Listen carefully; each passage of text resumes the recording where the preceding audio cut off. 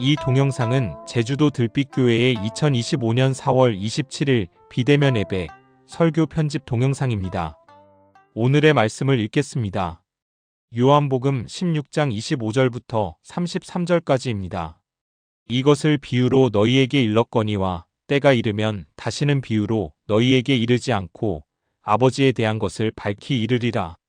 그날에 너희가 내 이름으로 구할 것이요 내가 너희를 위하여 아버지께 구하겠다 하는 말이 아니니 이는 너희가 나를 사랑하고 또 내가 하나님께로부터 온 줄 믿었으므로 아버지께서 친히 너희를 사랑하심이라.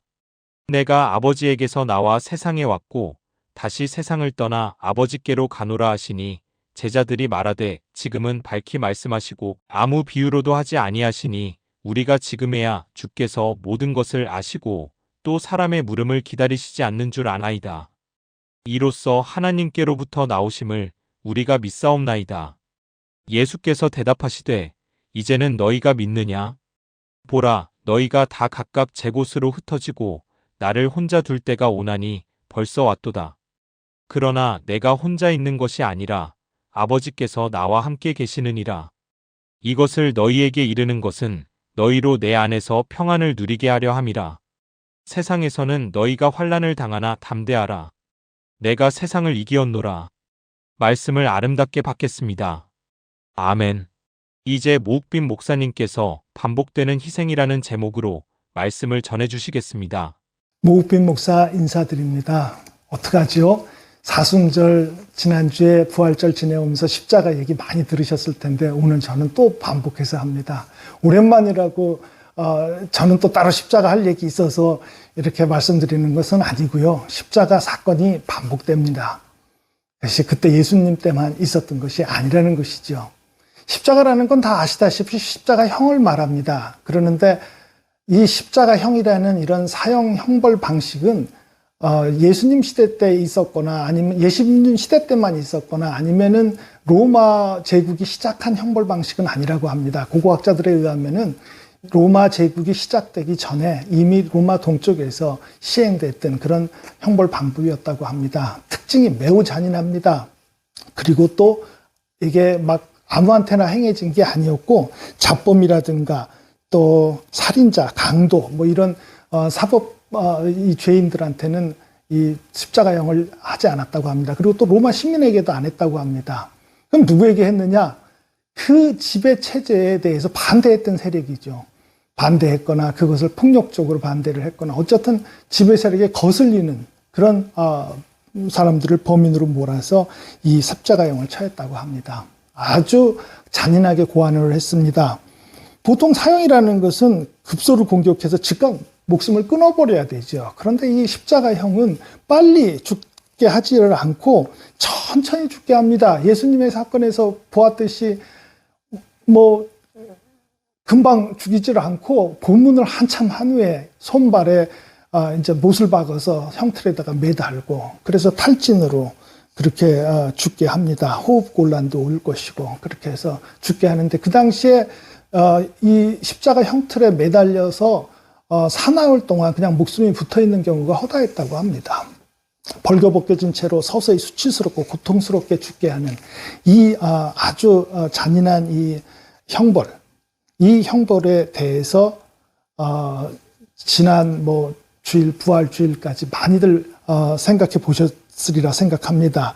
체포 과정에서 예수님의 체포 과정에서 재판 처형까지 아주 잘 나타나지 않습니까? 엄청난 배신 당하게 되고 그리고 엄청나게 공공의 적으로 몰리는 그런 어처구니 없는 재판을 받게 되고 그리고 또 십자가에서 죽게 됩니다.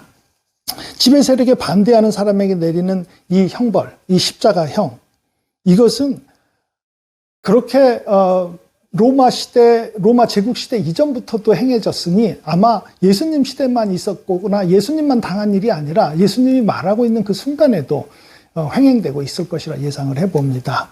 이런 것이 있었을 때 예수님은 지금 제자들하고 대화하는 이 장면, 이것이 오늘의 성경 말씀입니다. 내가 지금 함께 있으면서 너희들에게 그동안 했던 얘기들 귀 있는 자는 들을지어다. 씨 뿌리는 사람의 비유 얘기도 했었고 포도원 주인의 일꾼들을 모집하는 이야기도 했었습니다. 이런 일들이 이제 사실로 직접적으로 너희들에게 일어난다는 것입니다. 그리고 그때는 예수님이 그 말을 전하고 설명하는 것이 아니고 하나님께서 직접 너희에게 임하는 그리고 얘기하는 것을 경험하게 될 것이라고 말씀을 해 주십니다. 여기서 이 세상이라는 것, 자꾸 예수님이 얘기하는 이 세상의 부분들, 이것을 요한복음, 성서학자들은 요한복음에서 세상을 이렇게 얘기를 합니다. 첫 번째, 세상은 하나님께서 지으신 것. 두 번째, 내가 함께 만나고 있는 이 사람들, 이걸 세상이라고 얘기합니다. 마지막으로 세 번째는 예수를 포함해서 예수님과 함께하는 것은 이 통치자들의 적대 세력으로 그렇게 드러냅니다. 여기까지 보면은 세상을 요한복음에서 사람들을 얘기하는 거 아닌가? 그러면 왜 그렇게 얘기를 했을까? 거기서 어떤 한 부류를 구분해내기 위해서 그렇게 얘기를 합니다. 예수님께서는 꼭 한 부류하고 같이 했습니다. 뭐 여기저기 같이 먹기도 하고 하긴 했지만은 딱 한 부류를 두고 얘기를 하십니다. 예수님이 했던 그 한 부류라는 건 초기 이스라엘 공동체를 얘기하죠. 초기 이스라엘 공동체 얘기하면은 민족 공동체 같지만 놀랍게도 민족 공동체가 아닙니다. 히브리어로 핫비르 또는 아페루라고 불렀던 그런 어떤 계층, 사회 계층의 한 부류였었습니다. 이들은 그 당시 중동 또는 근동 일대에서 정착할 땅이 없어서 떠돌아다녔던 사람들입니다. 군역에 동원되거나 강제 노동자, 그리고 또 토호들의 노예 생활을 했던, 그렇게 종사하면서 끊임없이 사회 불안을 야기시킨다는 무리로 공곡의 적으로 만들어졌던 사람들입니다. 그래서 쉽게 범죄자로 몰립니다. 그 당시 지배 질서의 보호 대상자가 아니라 배척해 버려야 될 대상, 이런 식으로 이 사람들이 구분이 됩니다. 이 사람들은 그냥 금방 나온 게 아니라 구약 시대로 거슬러 올라가도 이 사람들이 면면이 내려옵니다. 이런 계층의 사람들이. 모세 이야기 우리가 잘 알고 있는데 모세 이야기와 모세하고 유사한 지도자들이 또 있었습니다. 그런 모세 같은 지도자의 영도하에서 이집트, 그 당시 제국이었었죠. 이집트에서 노예 생활을 하던 사람이 탈출하는 그런 일이 생깁니다. 곳곳에서 집단적으로 또는 개별적으로, 간헐적으로 그렇게 기존 그때 당시의 질서 체제에서 탈출해 나온 사람들이 있죠. 이 사람들은 나와가지고 산간지대나 어떤 그 변방에서 흩어져서 삶의 공동체를 자신들이 이루면서 살지요.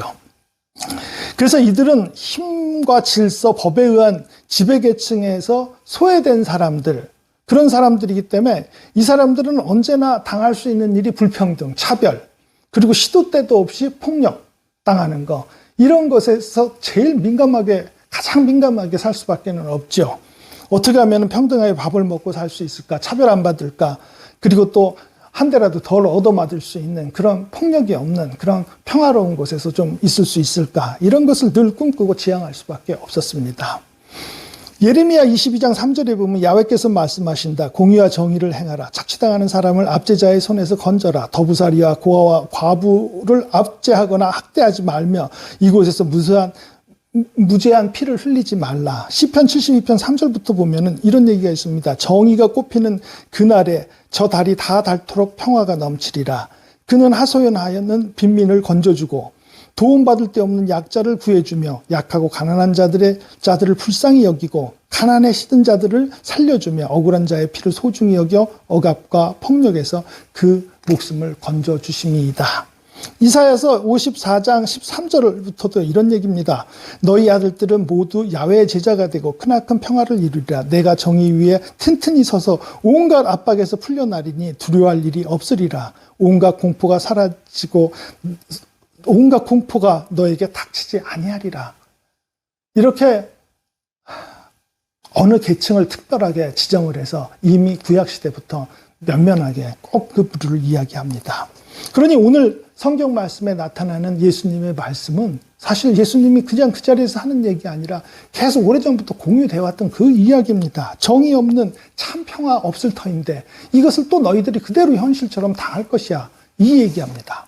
예수님이 정의 없는 세상이 어떻게 되는지, 정의가 부재한, 그래서 평화가 없는 이런 세상이 어떨 것인지 이제 너희들이 경험하게 될 것이야. 이제 내가 십자가형을 당하기에 앞서서 그 얘기를 미리 하는 겁니다. 이미 평화는 로마 측으로 보면 있겠죠. 팍스 로마나, 레티너지요. 그렇게 로마에 의한 평화가 있겠죠. 그런 평화를 지키기 위해서 로마는 십자가형이라고 하는 형벌도 시행하는 것이겠죠. 근데 정작 십자가형을 당하는 사람들의 입장에서 그 위치에서 보면 평화는 다른 얘기가 되는 것입니다. 그 얘기를 예수님께서 하는 것입니다. 그리고 이것은 반복해서 일어납니다. 십자가를 가만히 살펴보면, 십자가형을 살펴보면 그 희생 구조를 더욱더 알게 되고, 그 희생 구조는 정말 사회 불의가 어떻게 일어나고 있는지를 정말로 제일 먼저 알게 해주는 그런 부분이죠. 제주 4.3이 보여주고 있는 것과 닮지 않았습니까? 일본 관또 지진 때 대학살을 하고 닮지 않았습니까? 광주 항쟁, 그때 무차별하게 사살을 하는, 그런 총을 쏴서 시민들을 사살하는 것과 닮지 않았습니까? 문제는 지금도 그 대재앙이 준비되고 있다는 것입니다. 제가 지금 미국에 사는 이 미국의 형편을 보면 정말 불안합니다. 지금 미국이 굉장히 위기에 닥쳤는데 다 아시는 이야기죠. 그리고 이 위기는 지금 닥친 것도 아니고 1970년대 후반, 1980년대 초반에 이미 일어난 것이죠. 그것을 그냥 연명하듯이 그때그때 보응함만 해갖고 온 것입니다. 신자유주의라는 그런 방식으로 그때 이젠 이윤이 적어지는 것을 지금 돌파해 보려고 한 것이죠. 신자유주의가 무슨 뭐 철학적인 무슨 패러다임이, 새 패러다임이 아닙니다. 그냥 핵심은 노임을, 노동자들이 받아야 될 노임을 억제하는 것이었습니다. 국내 사람들, 미국 국내 사람들을 억제하기, 노동자들을 억제하기가 한계가 있으니까 더 저렴한 나라에다가 공장을 옮겨가지고 생산해서 물건값을 안 올리고 그대로 유지시키는 것, 이것이 제국의 지배 방식이었었죠. 봐라, 지금 이제 평화가 이루어지지 않냐, 어렵지 않지, 누구나 다 뭐 좋은 거 다 쓸 수 있지, 이런 것입니다. 근데 그것도 한계가 옵니다. 2008년에 금융위기라고 부르죠. 말들은 재밌게 만듭니다. 아주 건사하게. 금융위기가 아니라 이제 더 이상, 이제는 장사하다가 더 이상 막혀서 못해요, 이런 상황입니다. 그때 이미 또 끝났어야지 될 것인데 엄청난 이 세금으로 모아진 정부 재정을 쏟아붓습니다, 은행에다가. 그래서 또 이것을 연장을 시킵니다. 여러 가지, 그럼에도 불구하고 그 중에서는 상황들이 나빠지죠. 뭐 61%였던, 한 50년 전에 61%였던 전체 인구의 중산층이라고 불려지는 것이 점점 50% 밑으로 내려가고, 그것만 내려가면 또 노숙자라고 부르는, 홈레스라고 부르는 사회 약자들은 더욱더 증가가 되고 이렇게 됩니다. 그럼에도 불구하고 계속해서 소비는 이루도록 막 부채질을 합니다. 이것도 쓰고 저것도 쓰고 물건을 생산해서 쓰게 합니다. 그러면 그거 부채가 늘어나는 것이죠. 차후 이자와 부채 상환 부담이 커져서 자꾸 위험사회는 지속이 됩니다. 자본주의 체제를 그냥 고장난 채로 그때그때 봉합만 하는 것 뿐이지 그 어떤 것도 그 근본적인 해결은 하지 못합니다. 미국이 지금 또 겪는 문제는 이제 군사를 유지하기가 대단히 어렵습니다. 전 세계 한 80개국에 한 17만에서 한 20만 명 가까이 되는 미군을 내다 보내고 있는데, 한국에도 뭐 굉장히 크게 주둔하고 있죠. 이것을 하는데 부채, 그 국가 국채 이자로 버티다가 이제 국가 이체 그 이자가 이제 그 부피가 더 커집니다. 그러니까 이제 쓸 수 있는 잉여가 작아지죠. 그러니 더 이상 버티기가 어렵습니다. 이런 해법을 지금 트럼프 대통령이 해보겠다고 하는데, 이것이 뭐 굉장히 어떤 특별한 방법이 아닙니다. 그냥 하나의 이제 극우적 해법을 시도하는 것이죠. 한 3가지로 지금 전문가들이 얘기를 합니다. 일부 약자 집단에 대한 잔혹한 배제를 하자라는 것이죠. 그렇게 해서 미등록 이민자들 수백만 명 되는데 그것을 강제 퇴거시켜버리고 합법적 이민 규모를 축소시켜서 이제는 기존 노동자 경쟁력을 조금 확보해보자. 그냥 눈앞에 그냥 보이는 것만 얼른 속이는 것이죠, 눈속임.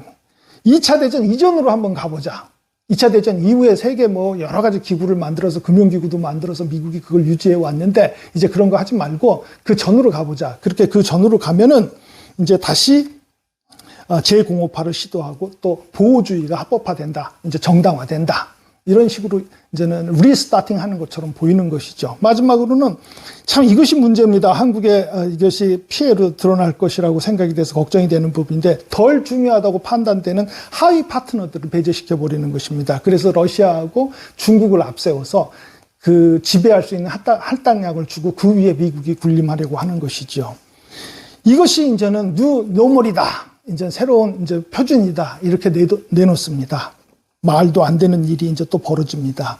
그럼 무슨 일이 벌어지겠느냐? 지금 미국하고 중국하고 굉장히 직접적으로 서로 무역 전쟁을 하는 것 같이 보이지만은 이것이 어떤 식으로든지 해결이 되면서 이 갈등이 앞으로는 한국 땅으로 전가가 됩니다.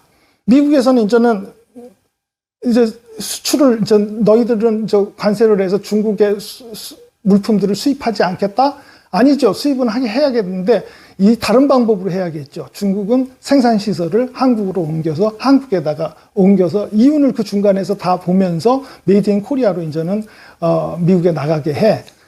경제 제도가 비슷하고 정치 체제가 비슷한 한국이 이제 미국하고 계속 거래를 해. 중국하고 미국이 부딪혀야 될 어떤 생산 수입 갈등, 수출 갈등을 고스란히 한국 땅에다 그냥 옮겨 놓겠다는 것입니다. 그래서 이제 한국에서는 문제가 생기기 시작을 합니다. 그렇게 되면 극단주의자들이 온통 넘쳐나게 됩니다. 이런 체제에서 살아남으려면 이런 방법을 해야 돼 하면서 어떤 지배 형태 하나가 생기면 그것을 바꾸려고 하질 않습니다. 그걸 계속해서 유지를 하려고 하는 그런 강성의 지배 세력이 생겨나게 되죠. 한국이 미국의 안보 우산도 벗어날 수 없고 그렇다고 또 중국과 협업으로 만들어진 지난 30년간의 산업 체제, 생산 체제를 금방 바꿀 수도 없고 금방 벗어나기도 어려운 것을 잘 이용을 하는 것이죠. 이렇게 커다란 문제로 다가오는 것은 계속해서 희생을 만들어야만 유지되는 제국적 구조 때문에 그렇습니다. 이렇듯 예수님의 오늘의 말씀은 반복되는 희생을 얘기합니다. 이 구조에 항의하면 십자가형처럼 잔인하고 수치스럽고 공포스러운 처벌을 하려 할 것이다. 또 이렇게 제국에 맞닿아 있고 그 위험에 부닥쳐 있는 한국, 우리 상황에서 들어볼 수 있는 정말로 절실한 말씀입니다. 들빛교회의 기도, 들빛교회의 믿음 더욱더 절실해져야 되겠습니다. 더욱더 간절해져야 되겠습니다. 정말로 대단히 어려워질 것이기 때문입니다. 그럼에도 예수님의 말씀, 마지막 말씀 잊지 마십시오. 용기를 내라. 내가 세상을 이겼다. 정말로 그대로 우리 오늘 심령들에게 임하시기를 간절히 바랍니다. 아멘. 우리 들빛교회의 간절하고 가난한 심령들의 기도를 들어주시옵소서. 용기를 잃지 않게 하시옵소서. 마침내 주님이 세상을 이기는 반열에 우리도 함께 할 수 있는 희망 속에 있게 하시옵소서.